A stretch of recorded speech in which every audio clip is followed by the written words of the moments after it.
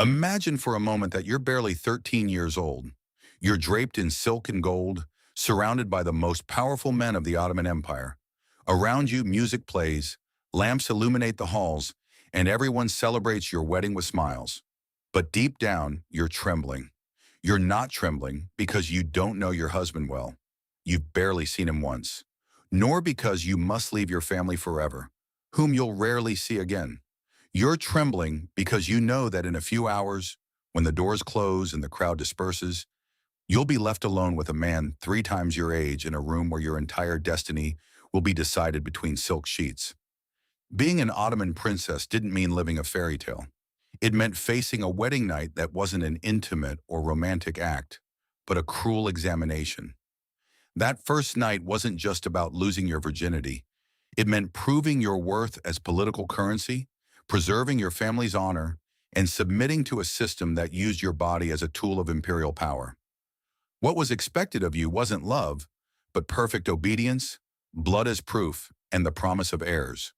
The most disturbing thing is that these girls, turned into brides too soon, perfectly understood what was at stake. Every glance from the courtiers, every jewel given as part of the dowry, every whispered word during the ceremonies was a reminder that their lives didn't belong to them. They weren't beloved daughters, but living treaties. They weren't innocent young women, but strategic pieces on the empire's chessboard. The Ottoman Empire, at the height of its power, controlled 3 continents and dominated the spice routes. But it also managed one of history's most sophisticated marital industries. In that universe, princesses were the center of alliances, promises of peace or war, instruments of loyalty and subjugation. And the most unsettling thing, they knew it from childhood. Every poetry lesson, every musical chord learned, every refined gesture at the table wasn't for personal pleasure, but training to seduce diplomats, to please husbands, to reinforce treaties. Today we're going to unveil a truth that shatters the golden image of royal tales. Behind the shining walls of palaces and harems, a mechanism was hidden that transformed fear into obedience, innocence into strategy, and weddings into business. We're going to discover why the most privileged princesses of one of the world's most powerful empires dreaded the arrival of their first wedding night, and how that experience marked not only their lives, but also the destiny of an entire empire. To understand the true weight that rested on the shoulders of an Ottoman princess, we must abandon the idea that they were merely privileged daughters surrounded by luxury. In reality, they were political weapons with a human face, pieces on an imperial chessboard where every move could mean the survival or collapse of entire alliances. From the very moment they were born, they weren't seen as girls, but as future treaties, as promises of union with powerful generals, provincial governors, or influential families whose loyalty could define the stability of the throne. When a sultan had a daughter, he didn't just celebrate the arrival of a new family member. What was truly born was a bargaining chip, a diplomatic tie that could be played at the exact moment to guarantee peace or quell rebellions. This pragmatic view turned princesses into resources as valuable as armies or treasures. They were literally political flesh. The preparation of these girls for the destiny that awaited them was meticulous and, to modernize, cruelly calculated. Their education didn't aim for the development of personal talents, but rather the refinement of skills useful for court and diplomacy. They learned foreign languages because a polyglot princess impressed ambassadors and facilitated international alliances. They were taught poetry and philosophy not to nourish their spirit, but because a cultured wife could make an ally feel flattered and, therefore, more loyal. Even the music they practiced and the dances they memorized weren't for their enjoyment, but to keep husbands entertained who represented vital political interests. But the most unsettling aspect of the Ottoman system was the paradox it imposed on these princesses. Unlike young noblewomen in Europe, who automatically became subservient to their husbands upon marriage, Ottoman princesses retained a superior status. As direct daughters of the Sultan, they held a higher rank than their husbands, even if these were powerful commanders or governors. They could control their own household, manage resources, and, in theory, even deny physical intimacy indefinitely. At first glance, this might seem like an extraordinary privilege, a form of emancipation ahead of its time. But in reality, it was a double-edged sword. That power, far from liberating them, burdened them with unbearable pressure. The question wasn't whether they would be obedient, but how they would use that authority to maintain the delicate balance between their own rank and their husband's ego. A miscalculation could turn an ally into a mortal enemy. Every gesture, every word, every decision was scrutinized, not just within the household, but throughout the entire palace. In their first nights of marriage, the difference from European princesses was brutal. While in the West the expectation was simple, to consummate the union and produce heirs, in the Ottoman Empire, the young wife had to demonstrate political shrewdness, negotiation skills, and emotional control. She had to know how far to yield and when to assert herself. She had to feign submission without losing authority. She had to please without ceasing to command. It was such a delicate dance of power that even adult women would have struggled to maintain it. But here were girls, barely teenagers, who were required to have the maturity of strategists. This game of appearances reached its peak in imperial weddings. These ceremonies weren't mere family celebrations, but true displays of wealth and political supremacy that could last for weeks. Every detail had a purpose, from the parades showcasing the princess's dowry to the banquets proclaiming the sultan's grandeur. For the girl becoming a wife, every room filled with hand-woven carpets, every display jewel, every gown embroidered for months by dozens of artisans, was a reminder that her personal worth was measured by what she represented for the empire. And yet the most valuable piece of that entire dowry wasn't gold or silk, it was her virginity. That fragile and deeply intimate condition became the greatest treasure, the foundation upon which the entire political alliance rested. Upon it depended not only her honor, but also the stability of her family and the credibility of the Ottoman court. Thus, these princesses grew up with the awareness that their body was a political battlefield and that their destiny would be decided on that first night they so feared. If Ottoman princesses were seen as political weapons, their virginity was considered the gunpowder that made them useful. No symbol in the entire empire was more powerful or more fragile.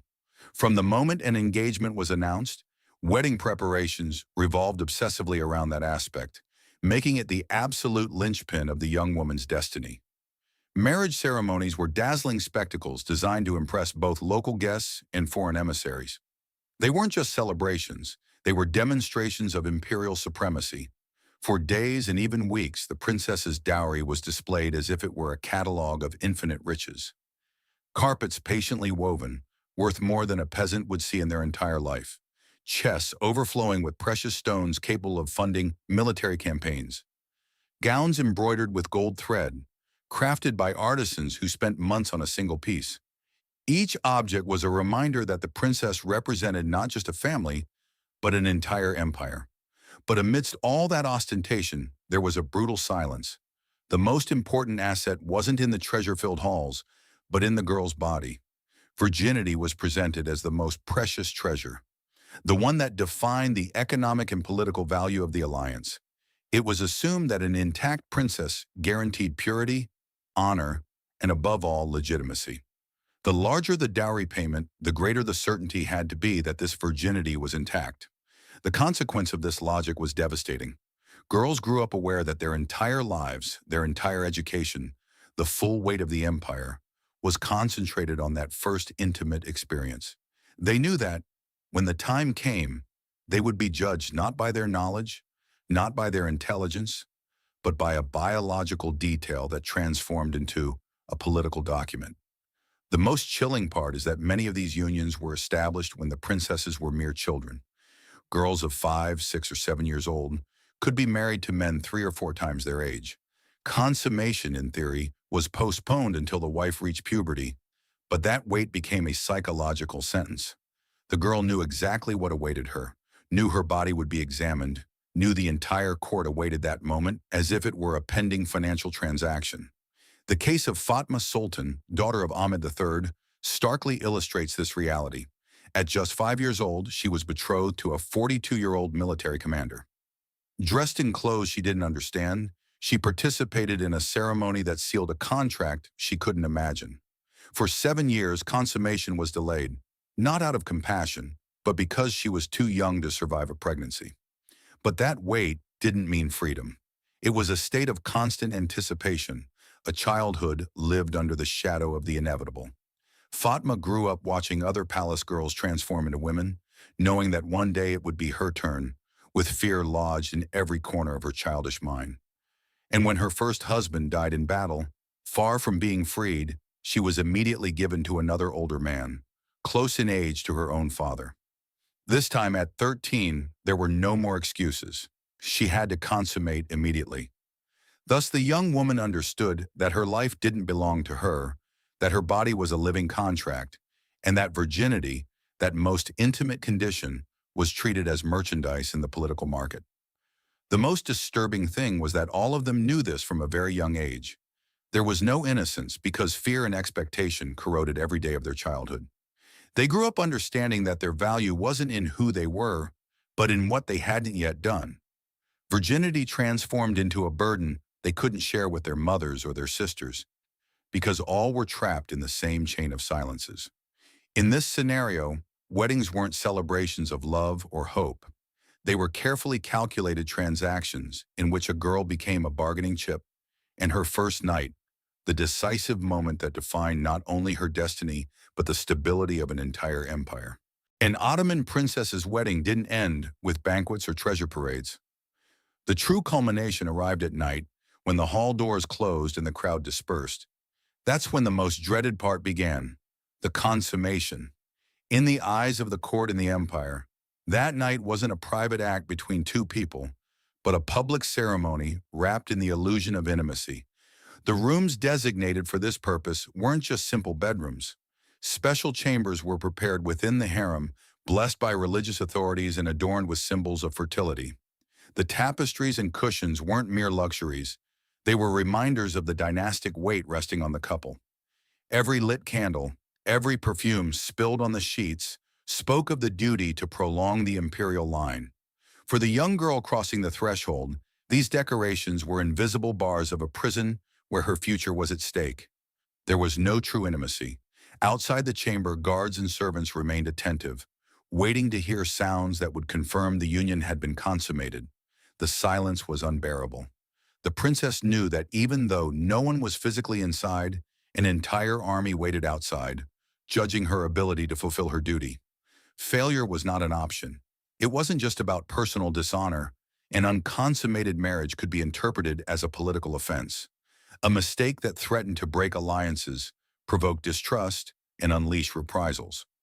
The paradox for Ottoman princesses was that, in theory, they possessed a unique power.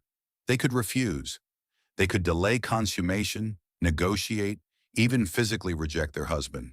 But this ability was a double-edged sword.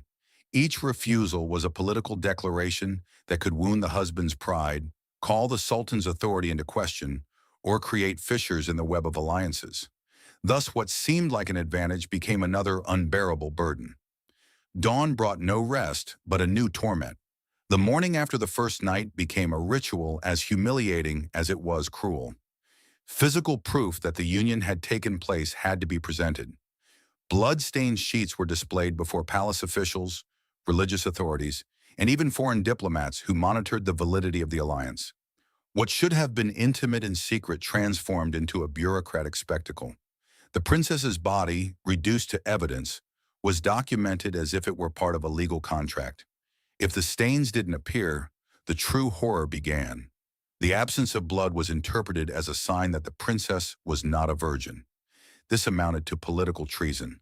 Medical reasons or natural variations of the female body didn't matter. A hymen that didn't bleed could destroy alliances that had taken years to negotiate. The young woman was accused of deception, of dishonoring her family, of endangering the empire. The consequences could be devastating, from public repudiation to the forced disappearance of the girl, erased from official records to avoid scandal. The fear of this outcome created a sinister repertoire of strategies. Harem advisors, women who had already endured the same hell, taught young girls techniques to produce convincing evidence.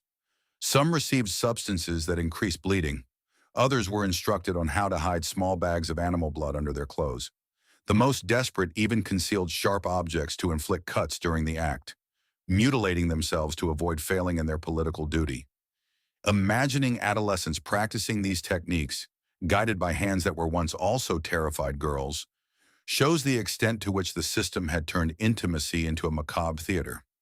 Marriage, then, was not a promise of companionship, but a trial by fire where the value of an entire life depended on a piece of stained fabric. And the worst part was that everyone knew it. The princess, the husband, the servants, the diplomats. No one was unaware that that night was a public examination disguised as a private ritual. Physical pain mingled with emotional humiliation, and the bridal bed became the stage for a tragedy that transcended the personal to become a matter of state. Thus, marital consummation in the Ottoman Empire was never an act of love, but a political trial. A trial in which princesses were condemned beforehand, trapped between the fear of failure and the certainty that their bodies did not belong to them. In those perfumed rooms under candlelight, no fairy tales were written. Blood pacts were signed that would decide the fate of entire empires. Religion, which theoretically should have offered protection and comfort, transformed into another tool of control over the Ottoman princesses. Islamic law recognized a woman's right to give or withhold her consent, but within the empire's political framework, these guarantees were twisted until they became an additional burden. A princess could refuse to consummate her marriage by citing religious reasons, but doing so implied something more dangerous: publicly declaring her husband unworthy, risking insult to influential families or sparking diplomatic tensions. The palace had created a complex system of excuses to balance religion and politics. Princesses could indefinitely delay intimacy if they offered acceptable reasons: extreme devotion, physical fragility, emotional distress. But each argument had to be calibrated with surgical precision. An excess of fervor could be interpreted as criticism of the arranged marriage. A supposed physical weakness could raise suspicions about infertility. A mention of sadness could be considered a sign of mental instability. Thus, every word spoken to protect themselves could be turned against them, trapping them in a no-win labyrinth. Added to this burden was the relentless surveillance of the harem. After the wedding, the princess acquired her own space within the court, a home where, in theory, even her husband needed permission to enter. This sounded like a privilege, but in reality it was another stage for control. Inside those rooms, every gesture and every conversation was observed by maids who reported directly to palace officials. They weren't mere assistants, but informants who recorded the progress of the marriage, the couple's compatibility, and above all, any signs of pregnancy. The princess's body became a public matter. Her menstruation was carefully observed, her mood swings noted, her appetite measured as a sign of possible hormonal variations. Intimacy was reduced to a medical-political file shared with officials and advisors.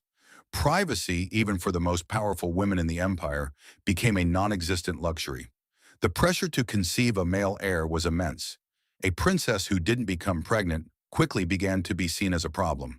The legitimacy of her marriage was questioned, and with it, the alliance it represented. Month after month, her menstruation was not a natural process, but a public sentence of failure. Each cycle meant disappointment, each delay sparked rumors, each physical symptom became a cause for speculation. Palace doctors with limited knowledge and rudimentary beliefs were constantly called upon to intervene. They recommended restrictive diets, herbal concoctions, and painful procedures that often weakened more than they helped. In extreme cases, they performed primitive surgeries that left physical and emotional scars impossible to erase. And when miscarriages or failed births occurred, the blame always fell on the princess. Physical pain was multiplied by public shame, as if losing a child were proof of incompetence or lack of faith. Daily life in the harem thus transformed into a theater of permanent surveillance. The princesses knew they couldn't express frustration with their husbands, couldn't complain about the treatment they received, or show doubts about their destiny, because any word could be reported and used against them. Their maids, seemingly loyal, were also spies who measured these women's obedience and disposition. They lived surrounded by luxuries, yes, but within an invisible prison where the empire's gaze never left them. And amidst this web of pressure, the only thing that could guarantee them some stability was the very thing that destroyed them: pregnancy. Conceiving a male heir meant securing their position, consolidating the alliance, and silencing suspicions. But it also meant risking their lives in a dangerous childbirth, at a time when maternal mortality was extremely high. Thus, what should have been a moment of hope became another condemnation, bringing an heir into the world at any cost, even that of their own existence. In the Ottoman Empire, religion, surveillance, and fertility formed a suffocating triangle that trapped princesses in a routine of constant fear. Every prayer could be interpreted as defiance, every gesture observed as betrayal, every menstruation as failure. What seemed like a resplendent palace was, in reality, a stage for psychological torture, where faith, body, and intimacy were reduced to instruments of power. In such a ruthless system, the only way to survive was to learn to play by the same rules that oppressed them. Some Ottoman princesses developed skills we would today call psychological manipulation, but which in their time were simple survival strategies. They learned to smile when they wanted to cry, to appear grateful when they were actually humiliated, to project obedience while silently plotting to maintain a minimum of control. The cruelest paradox was that these girls, barely teenagers, had to become masters of deception. They knew that sincerity could destroy them. Expressing pain, fear, or rebellion was equivalent to signing their sentence of isolation or death. That's why they cultivated an extraordinary talent: pretense, faking pleasure during the wedding night to avoid accusations of frigidity, faking religious devotion to avoid suspicions of rebellion, faking submission to buy time. Every gesture was a calculation, every word a strategy. But the price of this skill was extremely high. Princesses who managed to manipulate the system rarely got to experience authentic relationships. True love, sincere friendship, or complete trust became impossible luxuries. Suspicion permeated everything. Was that servant loyal or a spy? Was that tender gesture from her husband real or part of a political performance? These women's hearts remained trapped in a cage of perpetual distrust. Trauma was inevitable. Today we would call it complex stress disorder. Back then it was labeled as ingratitude, rebellion, or coldness. Those who became quiet after a traumatic wedding were branded as insubordinate.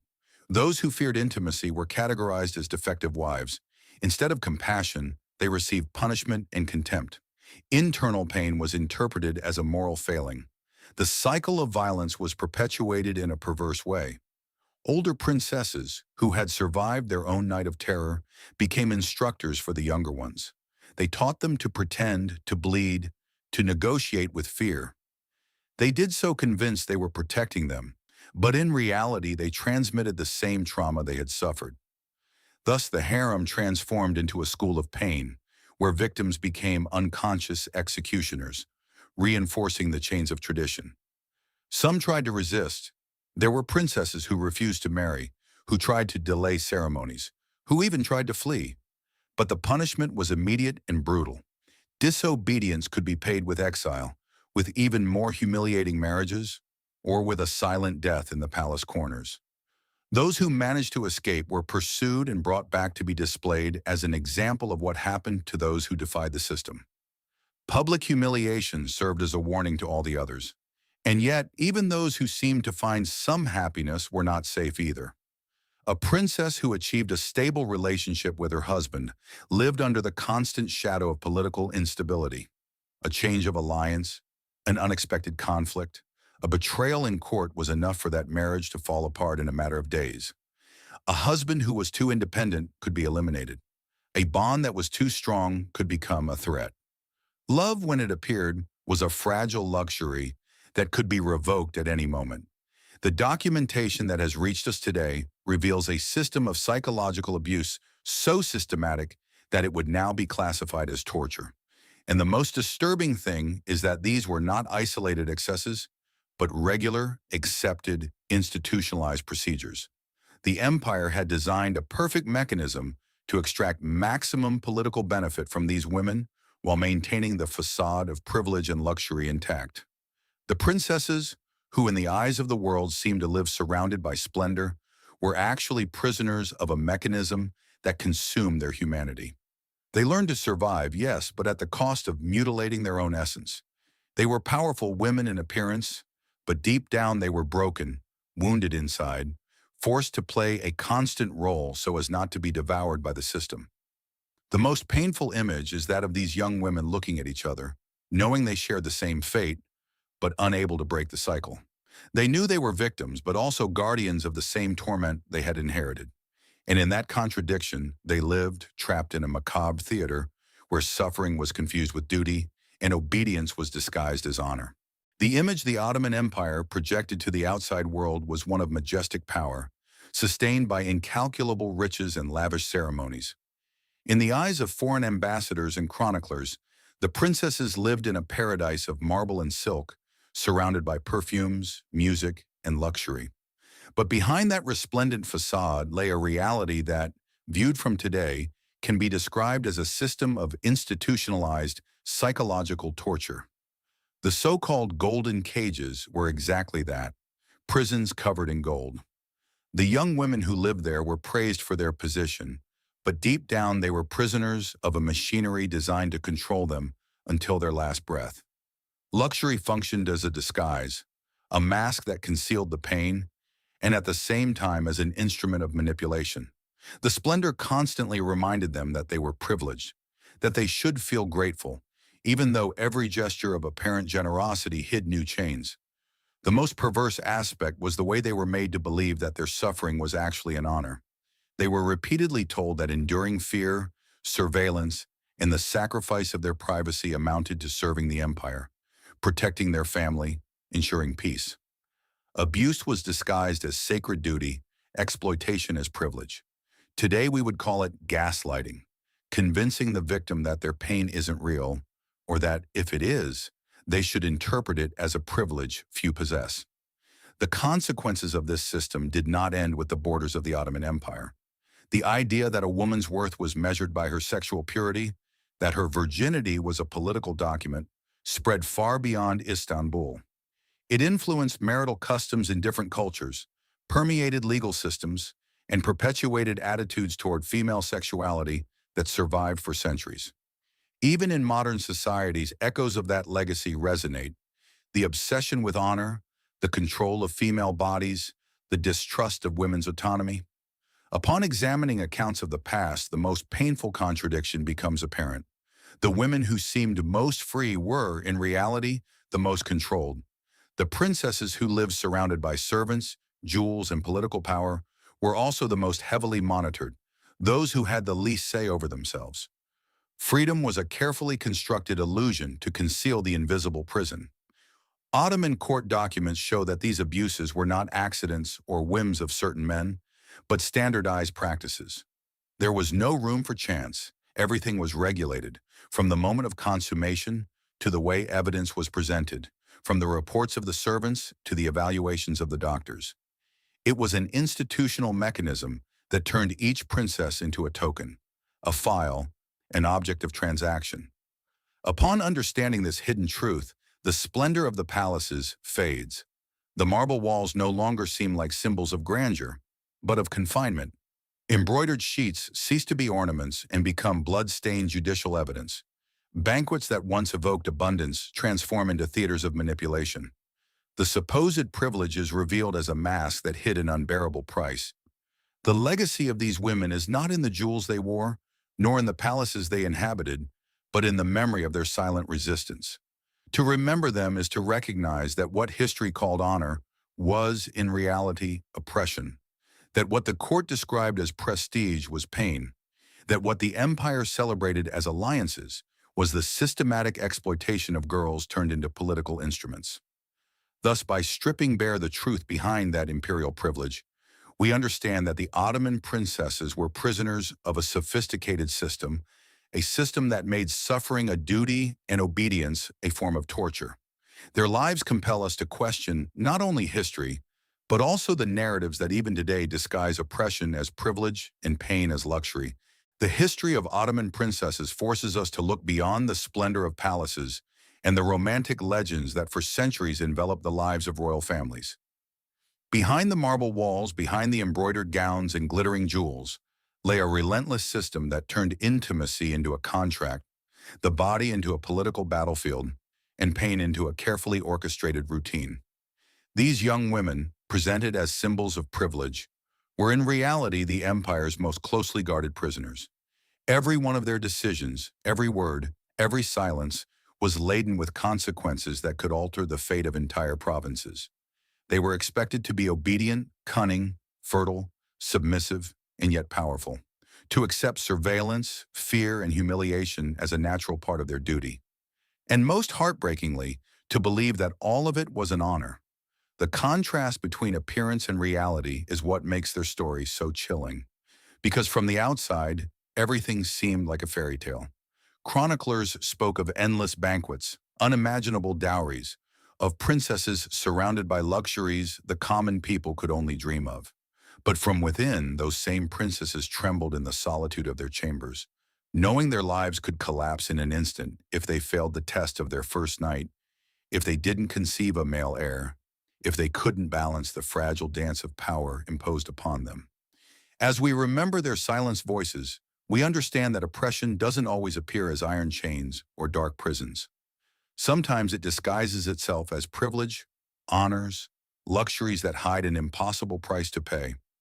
Ottoman princesses lived in gilded cages, convinced their suffering was a duty, trapped in a mechanism that used them to uphold the grandeur of an empire. What's most important to salvage today isn't just the harshness of their experience, but what it teaches us about power and its mechanisms. The control of female bodies, the obsession with sexual purity, the reduction of women to political instruments are not practices buried in ancient history.